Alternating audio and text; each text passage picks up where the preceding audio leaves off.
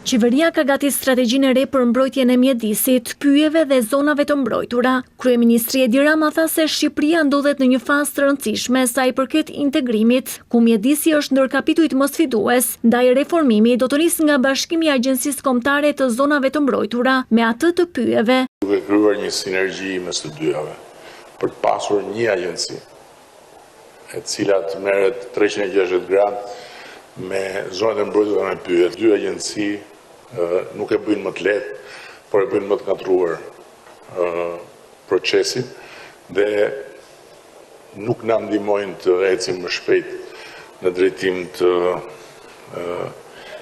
një mirë menaxhimi të një cilësie që garanton standardet europiane në këtë fushë. Rama foli dhe për ndërtimet e palishme, ndërsa tha se krimet mjedisore janë ulur ndjeshëm. Territoret e natyrës në Shqipëri ishin në agresionin e vazhdueshëm të ndërtimeve të palishme, ishin në agresionin e vazhdueshëm të ndotjeve të gjithë farllojeve dhe më vjen shumë mirë që sot bilanci flet për një ulje të konsiderueshme të krimeve mjedisore, për një vënie në një kontroll të konsiderueshëm të territorit në aspektin e mbrojtjes së mjedisit nga agresioni i ndërtimeve pa leje. Jashtë vëmendjes nuk mbeti as sfida e përvitshme me zjarret. Askund nuk i ka gjetur ndonjë ilaç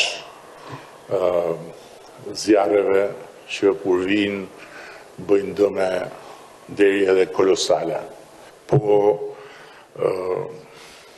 angazhojmë edhe burime të reja financiare për të futur edhe teknologjinë duke rritur kapacitetet mbjellëse përmes plotësimeve me dron që sjellin saktësi, sjellin eficiencë. Pas Vjosës, Shqipëria synon të rëndisë në pasuritë botërore dhe liçenin e Shkodrës, dosja e aplikimit për të cilin zbuloi ministri i mjedisit është dorëzuar në UNESCO.